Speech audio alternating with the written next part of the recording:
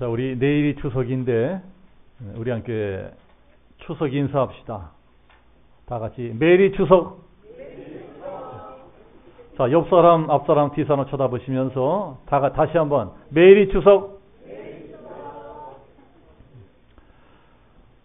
추석 연휴라서 우리 교회도 이제 많은 분들이 고향에 내려가시거나 뭐 시집 가시거나 자녀들 집에 가신 것 같아요.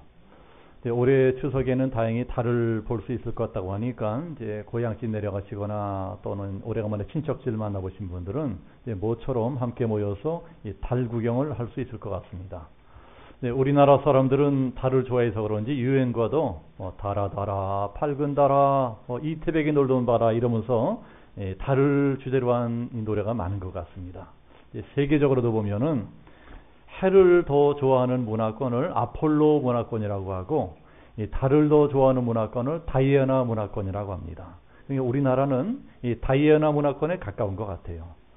이렇게 우리나라는 옛날부터 달을 더 좋아하는 민족이라서 1년 중에 달이 제일 커지는 8월 대보름날을 명절로 지키고 있습니다.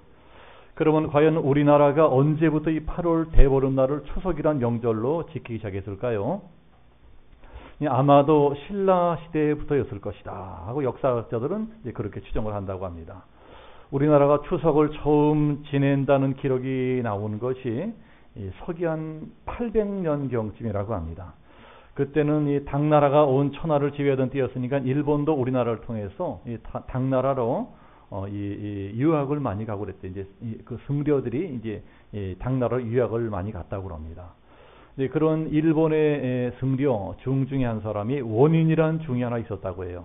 그 사람이 배를 타고 중국으로 건너가다가 풍랑을 만났습니다. 근데 풍랑을 피해서 우리나라 전라도 쪽 완도 쪽으로 표류에 들어왔는데 그 당시 완도는 이제 해상왕 장보고가 권세를 잡고 있었던 때이기 때문에 거기 장보고가 직접 지은 적산원이라는 절도 있고 많은 사람들이 기거하고 그랬다고 합니다. 그래서 완도로 표류에 들어온 원인이라고 하는 승려가 그 절에서 한동안 지내면서 이 보고 들은 것들을 일기처럼 기록으로 남긴 글들이 있는데 거기 처음으로 이 추석 명절에 대한 이야기가 난다고 합니다. 자, 그 사람의 글에 의하면은 이 나라는 매년 8월 대보름이면 과일이라든가 뭐 떡을 잔뜩 차려놓고 춤추고 먹고 마시고 즐기면서 명절을 지내더라. 왜 하필 이날 명절을 지내느냐 하고 물어보니까 신라가 발해란 나라랑 전쟁하러 나갈 적에 이 8월 대보름날에 기원을 드렸다고 합니다. 그래서 그런지 그 전쟁에서 대승 거뒀다. 매년 8월 대보름이면 그때부터 명절을 지킨다. 뭐 이런 대답을 하더래요. 자, 이런 것들이 원인이라고 하는 중이 쓴 글에서 나오는 내용들입니다. 그래서 추석이라고 하는 명절은 아마도 우리나라가 오리지널인 것 같아요. 설날만 하더라도 중국의 영향을 많이 받은 명절인데 추석은 오히려 우리나라가 다른 나라로 문화 수출까지 한 유일한 명절 같아요. 자, 우리나라 이런 추석 같은 명절이 성경적으로는 이스라엘 나라의 초막절이란 명절이고 또 미국으로는 추수감사절이라는 명절을 우리가 지키고 있습니다. 한국 기독교는 미국 선교설의 영향을 많이 받았기 때문에 처음 한국교회가 세울 때부터 전통적으로 우리는 추수감사절을 지키고 있습니다. 자, 우리나라 이런 추석이든 이스라엘의 초막절이든 또 미국의 추수감사절이든 이 모든 명절들이 교훈하는 주제는 감사입니다. 감사. 요새 제가 감사에 대한 말씀을 자주 말씀드리고 있는데 그러면 이제 내일 명절을 맞이하게 되는 우리들이 이번 추석에 과연 무엇을 감사해야 될 것이며 어떠한 감사를 드려야 될 것이냐. 자, 오늘 우리가 읽은 시편 136편은 세 가지 감사를 드려야 된다. 이렇게 말씀하고 있습니다. 이 좋은 추석 명절에 우리가 마땅히 드려야 될 세 가지 감사는 무엇이냐. 자, 첫 번째는 우리가 살고 있는 이런 환경을 만들어주신 하나님께 감사를 하는 것입니다. 오늘 읽은 성경의 1절부터 9절까지의 말씀은 우리가 살고 있는 모든 환경을 만들어진 창조주 하나님께 감사하라. 이런 내용이에요. 자, 5절 지혜로 하늘을 지으신 이에게 감사하라. 6절 땅을 물 위에 펴신 이에게 감사하라. 7절 큰 빛들을 지으신 이에게 감사하라. 8절 9절 해와 달과 별들을 만드신 이에게 감사하라. 하나님께서 이 광대한 우주 공간 가운데 아름다운 초록별 지구를 창조하시고 그 안에 우리 인생들이 마음 놓고 살아갈 수 있는 모든 좋은 자연 환경들을 다 만들어 놓으셨어요. 우리가 살고 있는 이 세상이 얼마나 아름답습니까?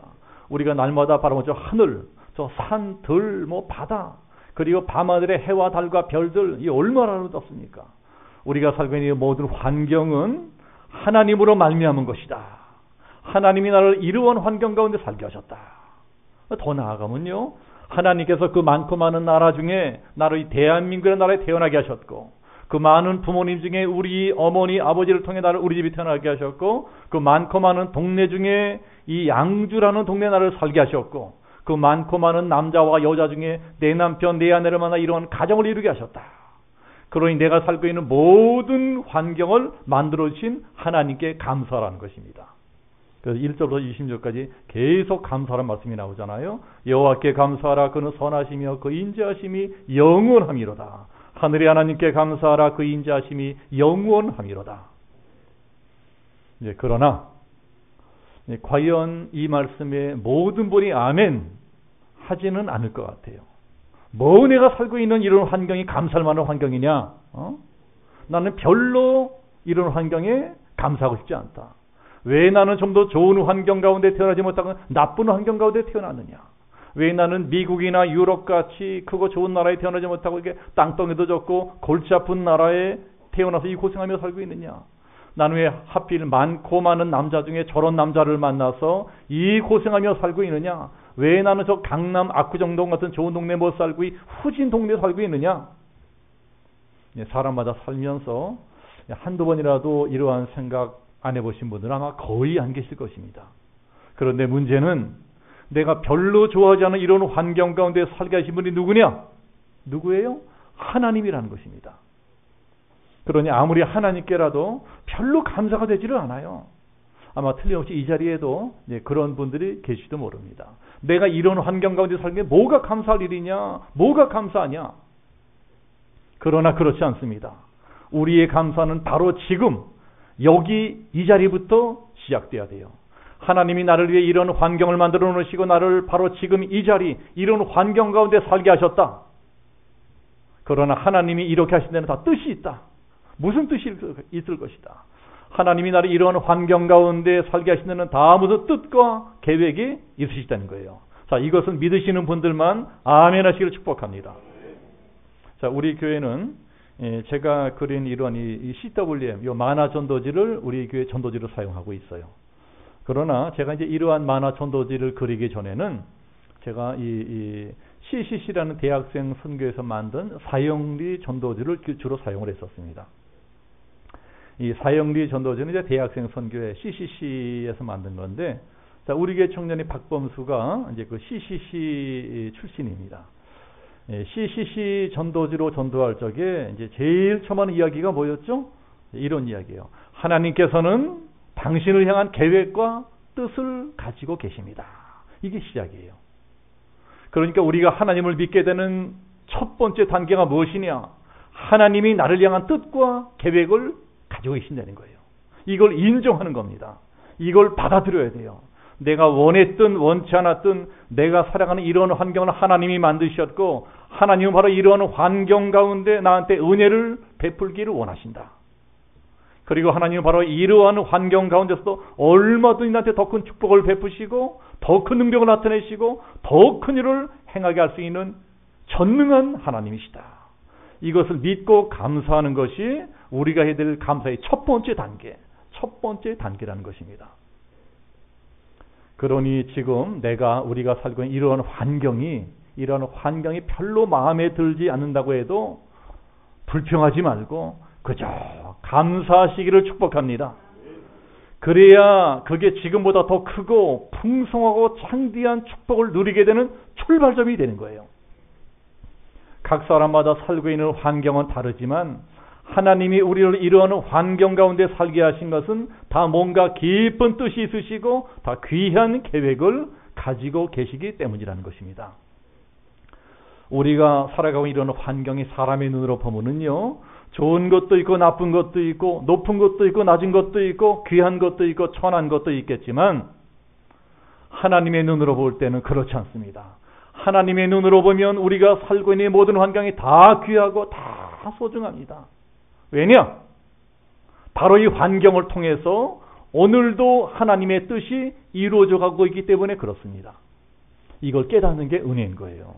은혜를 받으면 감사하게 됩니다. 알고 보니 모든 게 하나님의 은혜로구나. 나를 우리 부모님에게 태어나게 하신 것도 하나님의 은혜로구나. 나를 하필이면 양주 땅에 살게 하신 것도 하나님의 은혜로구나. 나에게 내 남편 내 아내를 만나게 하시고 우리 애들 낳게 하신 것도 하나님의 은혜로구나. 나에게 바로 이러한 교회를 다니게 하신 것도 하나님의 은혜로구나.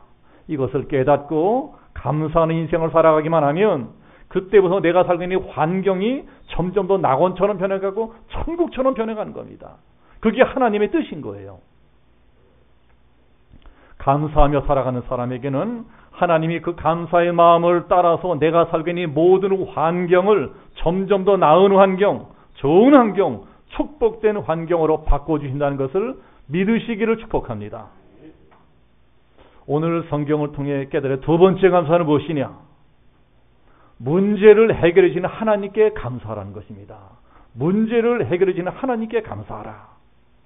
오늘 우리가 다 읽지는 않았지만 오늘 본 성경 다음 절인 10절부터 20절까지는요. 문제를 해결해 주시는 하나님께 감사하는 내용입니다. 하나님께서 오늘날 우리들을 하나님의 자녀로 부르셨듯이 수천 년 전에 이스라엘 민족도 선택받은 하나님의 백성으로 부르셨어요. 너희들은 이제부터 내 백성이다. 그러나 그렇게 하나님이 이스라엘 택한 백성으로 부르셨다고 그 사람들에게 아무 어려움이 없었던 것은 아닙니다. 오늘날 이처럼 하나님의 자녀로 부름받은 우리들도 이 세상 살아가면서 때때로 많은 어려움을 당하게 되는 것처럼 이스라엘 백성들도 마찬가지였어요. 그 사람도 역사적으로 많은 고난을 당했습니다. 우리나라도 또 우리 한 사람도 인생 살다 보면 어쩔 수 없이 무수한 문제를 만나게 되는 것처럼 이스라엘 민족도 그 나라 백성 한 사람도 역사적으로 애굽에 종살이하면서 출애굽하면서 홍해를 건너면서 광야길을 걸어가면서 대적들과 싸우면서 무수한 문제들을 만났습니다. 그러나 그 문제 때문에 그 사람들이 망했습니까?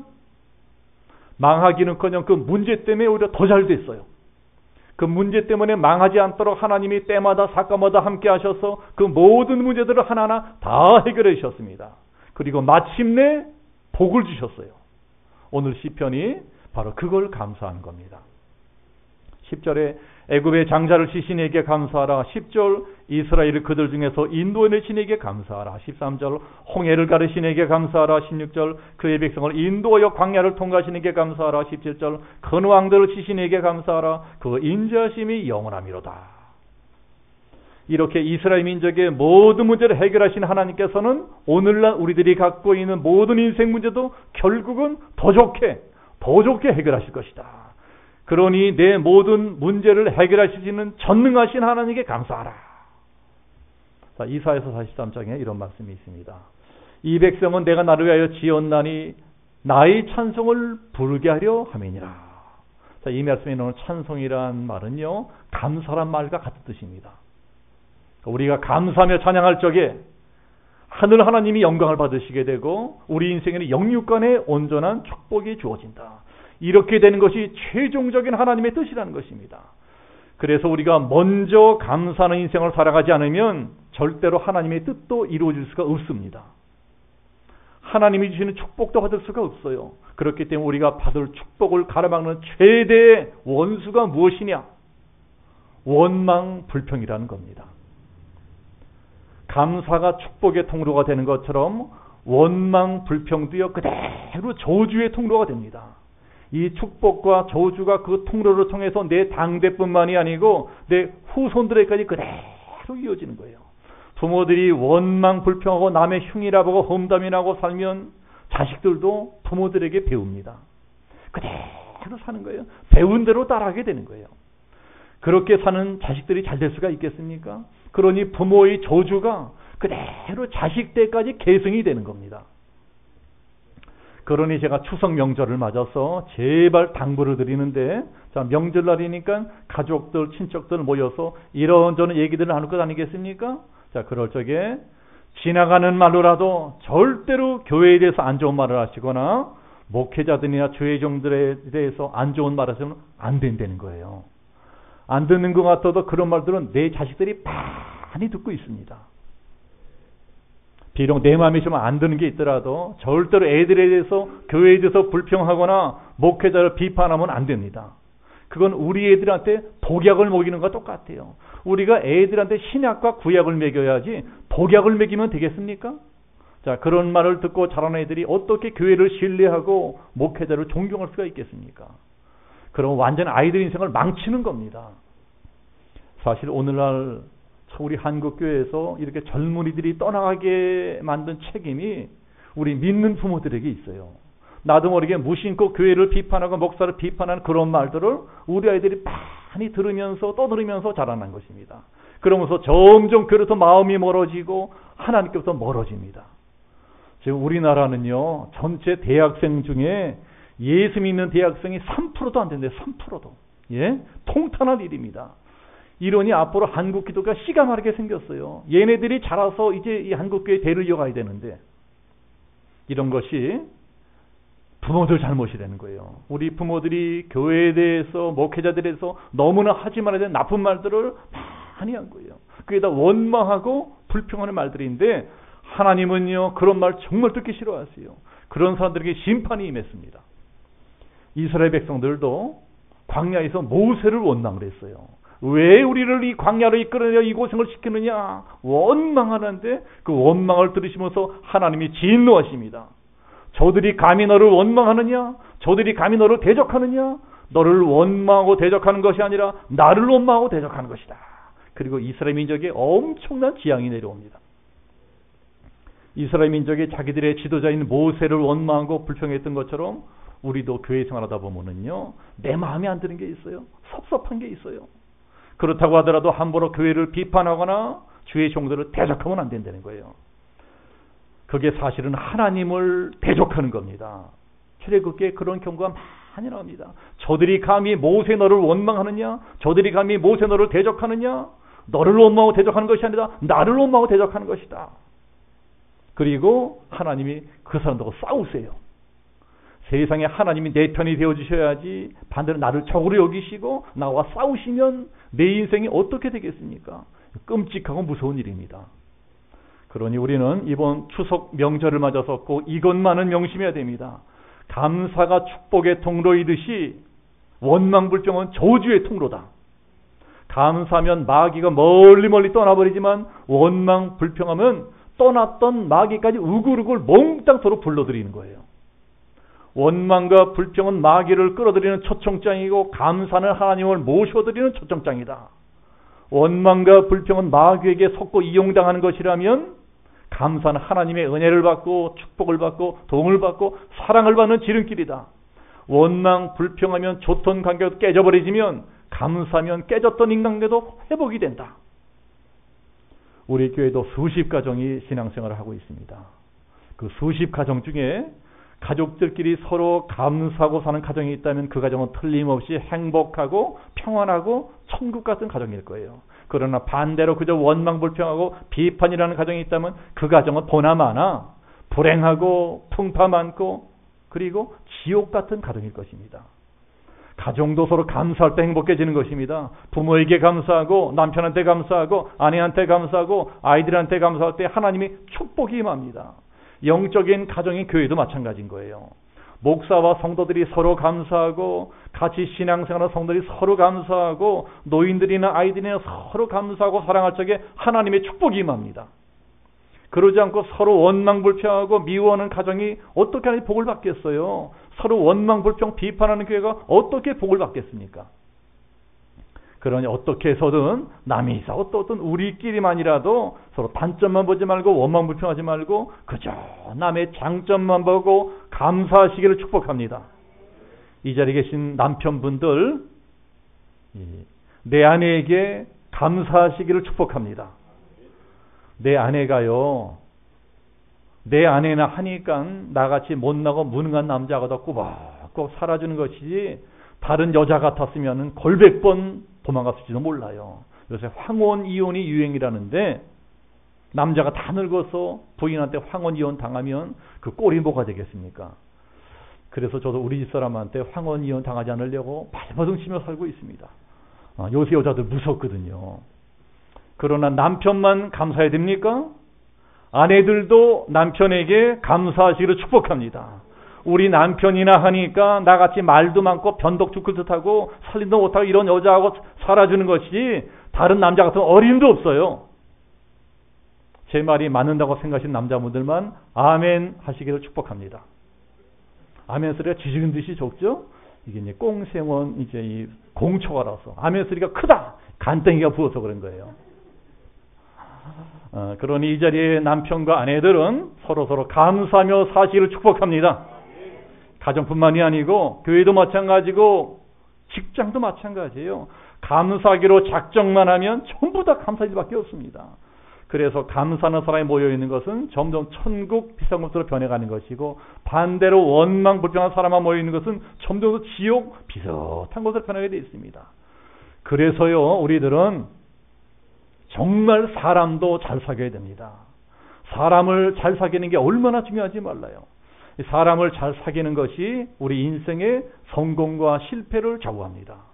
무리의 법칙이란 말이 그래서 나왔어요. 자, 여러분 무리의 법칙이란 말 들어보셨습니까? 무리의 법칙. 무리의 법칙이라는 것이 무엇이냐? 까마귀는 까마귀끼리 모이고 참새는 참새끼리 모인다는 거예요. 학교나 교회에서나 아이들 노는 거 잘 관찰해 보세요. 막 떠들고 말썽 부리고 미운찬 애들은 놀아도 꼭 그런 애들끼리만 모여 놀아요. 반대로 말 잘 듣고 공부 잘하고 예쁘게 노는 애들은 꼭 놀아도 그런 애들끼리만 모여 놉니다. 이걸 무리의 법칙이라 그래요. 희한하게 사람 사는 세상에는 정말 하는 일마다 안 되는 사람들이 있어요. 꼭 그런 사람이 있더라고요. 뭘 해도 내가 하면 안 돼. 이 교회 안 다니는 사람도 안 믿는 사람들 그걸 뭐라고 합니까? 운이 없다. 그 운이 안 따라서 그렇다. 그렇게 말합니다. 그리고 왜 그렇게 되는 걸까요? 왜 운이 없는 걸까요? 그 사람들만 나타나 운이 안 따르는 사람들을 자세히 관찰해 보면은요, 진짜 희한하게 그러한 사람들은 운이 안 따르는 사람 같이 올려다닙니다. 그러니 잘 되겠어요? 그러한 사람들하고만 사귀니까는 잘 될 수 있는 일도 도저히 잘 되지가 않는 거예요. 그리고 그렇게 안 되는 사람의 특징이 무엇인가 하니 불평불만이 많아요. 제 말이 틀린가 안 틀린가 주변 사람들을 잘 생각해 보세요. 반드시 그렇습니다.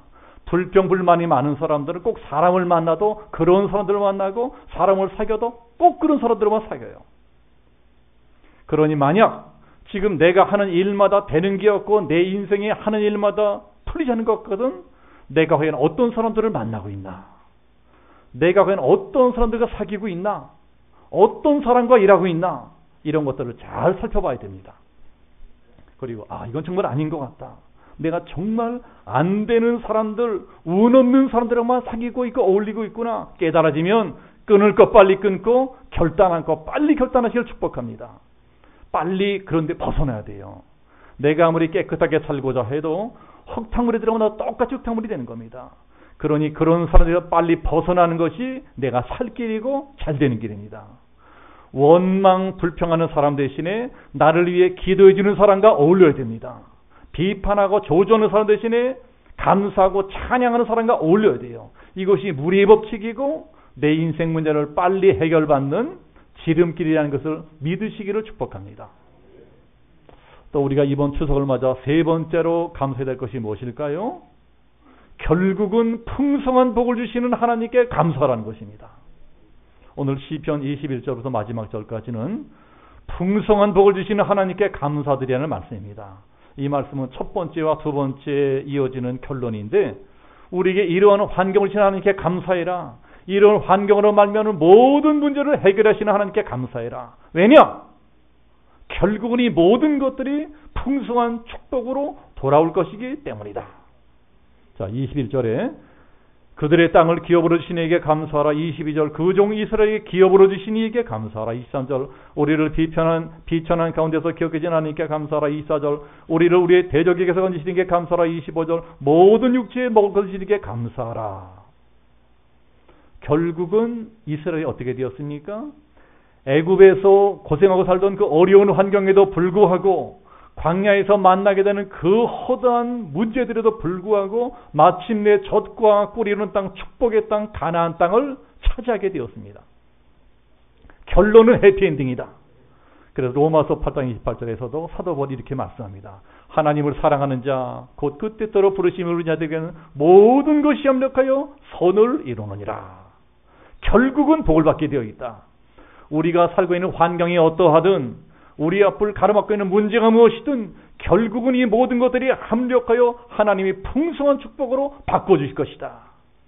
그러니 이러한 환경 가운데서도 어떠한 문제 가운데서도 결국은 풍성한 은혜를 주시고 결국은 더 잘되게 하시고 더 축복해 주실 하나님께 감사를 드려라. 자, 그런데요, 정말 중요한 것은 이것입니다. 하나님께서 너희들이 이제 앞으로 더 풍성한 은혜를 받을 것이기 때문에 감사했는 것이 아니고 실제로 너희들은 지금 이미 그만한 복을 받으며 살고 있는 거나 마찬가지니까 감사하는 거예요. 자, 실제로 성경을 봐도 역사적으로 이스라엘은 가나안 땅에 들어가기 훨씬 전부터 이미 그런 복을 받으며 살고 있었습니다. 그 아무것도 없는 시뻘건 광야에 살아갈 때도 하나님이 절대 굶게 하지 않았어요. 배고프면 만나를 내려주시고 목마르면 반석에 생수를 떠뜨려 주시고 고기가 먹고 싶다 동풍을 불어서 메추라기 떼를 보내주셔서 메추라기 바베큐를 실컷 먹게 하셨습니다. 이 지구상에 이러한 신비한 축복을 받은 민족이 이스라엘 민족, 너희들 말고 누가 더 있느냐? 네, 그런 것처럼 지금 이 자리에 우리들도, 우리 하나님의 자녀들도 이미 그런 은혜를 받고 있으니 감사하는 것입니다.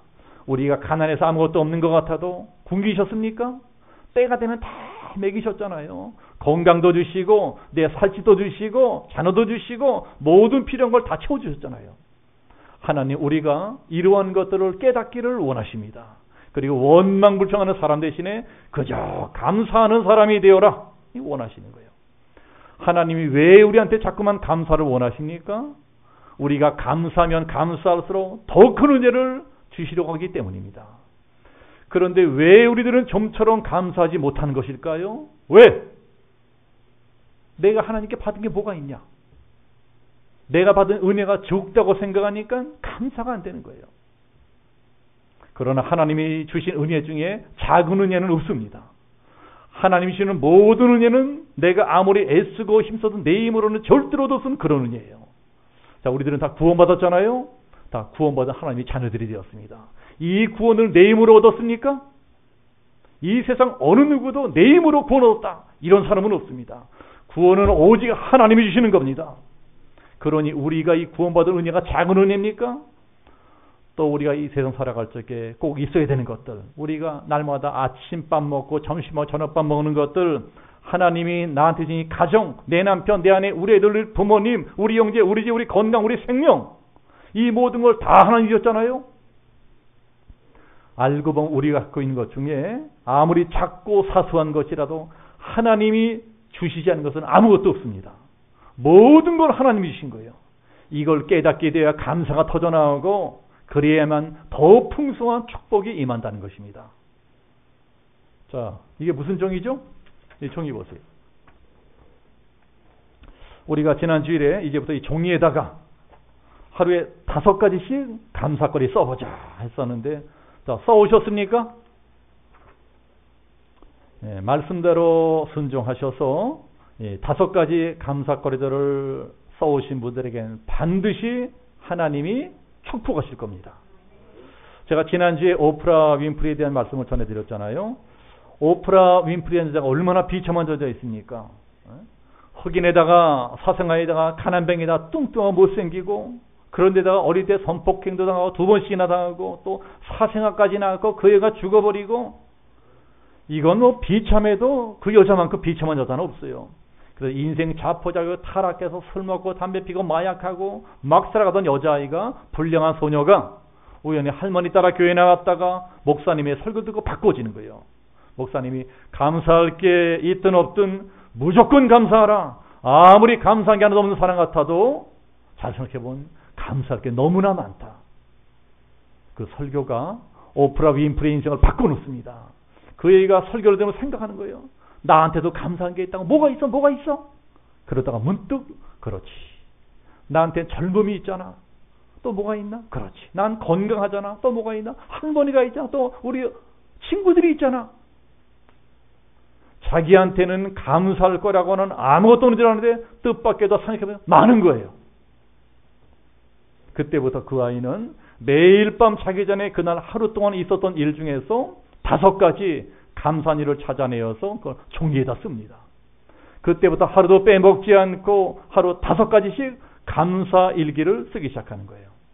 그 감사의 내용들이 뭐 대단한 것들이 아닙니다. 아주 작은 것들, 사소한 것들. 오늘도 거뜬하게 잠자리 일어나게 해서 감사합니다. 첫 번째죠. 두 번째는 오늘도 파란 하늘 보게 해서 감사합니다. 세 번째는 점심 때 맛있는 스파게티 먹게 감사합니다. 얄미운 짓 하는 친구한테 승질내서 감사합니다. 작은 것, 사소한 것들, 그런 것들을 감사하고 또 감사하는 오프라 윈프리, 그 여자의 인생을 하나님이 창대하게 축복하십니다. 그리고 비참한 사생아 출신 흑인 여자아이가 오프라 윈프리 쇼라고 하는 토크쇼로 대성공을 거두고 토크쇼의 황제가 됩니다. 전 세계에서 가장 영향력 있는 10사람 중에 한 명이 되고 각종 미디어 사업에 대성공을 거둬서 물질적으로 어마어마한 축복을 받아요. 그야말로 상상 못하는 창대한 축복의 주인공이 되었습니다.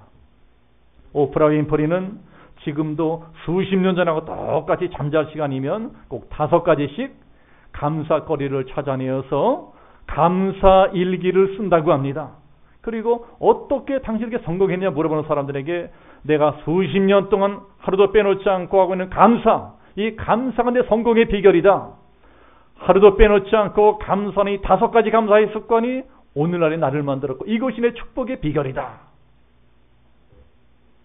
그렇다면 이제까지 우리는 과연 하루에 몇 번씩이나 감사하며 살았습니까? 오프라 윈프리처럼 우리가 최소한 하루에 5가지 감사만 꾸준히 해도요, 그 5가지 감사가 내 인생과 운명을 바꿀 수 있다는 거예요. 그러니 우리가 내 인생에 정말 부끄러워해야 될 것은 내가 돈 많이 못 번 게 아니에요. 내가 성공 못한 게 아니에요. 내가 출세 못한 게 아닙니다. 정말 내 인생에 부끄러워야 될 것이 무엇이냐? 나는 정말 하루에 5번도 감사하지 못하고 살 때가 많았었구나. 우리가 하루 5번도 감사하지 못했었다면 그 시간에 뭐 했을까요? 아마 틀림없이 원망하고 불평하고 남 미워하고 비판하고 험담하고 혈기내고 비관하고 그러고 살았을 거예요. 감사할 때 감사하지 않으면 반드시 그렇게 됩니다. 그렇다면 정말 내 인생에는 근본적인 문제가 있었다는 거예요. 나는 정말 하나님이 복을 주실래야 주실 수가 없는 그러한 인생을 살고 있었다는 것입니다. 그렇게 살아가는 나에게 하나님이 어떻게 복을 주시겠어요? 그러니 이제부터 어떻게 해야 되겠습니까? 바꿔야 된다는 거예요. 이 추석 명절에 이런 걸 깨닫고 감사하는 인생을 살아가리라 결단하고 실천한다면 내 인생은 분명히 달라질 것입니다. 이 자리에 앉아 계신 모든 분들이 다 그렇게 되시길 축복합니다. 오늘 말씀에서 깨닫는 3가지 감사가 뭐라고요? 첫 번째, 나한테 이러한 환경을 주신 하나님께 감사합니다. 두 번째, 내 모든 문제를 해결해 주신 하나님께 감사합니다. 세 번째, 결국은 풍성한 축복을 주시는 하나님께 감사합니다. 이번 추석을 맞이하여서 우리가 갑자기 대단하고 굉장한 감사하지 못한다 치더라도 최소한 하루 5가지 감사 정도, 이 정도는 꾸준히 실천하며 살아가리라 다짐하고 실천하시면서 이 추석 연휴 동안에 여러 일가친척을 만날 적에 그저 감사하고 또 감사해서 저 사람이 변했네, 교회 다니는 저 사람이 변했네, 이런 말을 들어 하나님을 영화롭게 해드리는 우리 모든 양주 명성교회 성도님 되시기를 예수님의 이름으로 축복하며 기도합니다. 아멘. 함께 기도하겠습니다.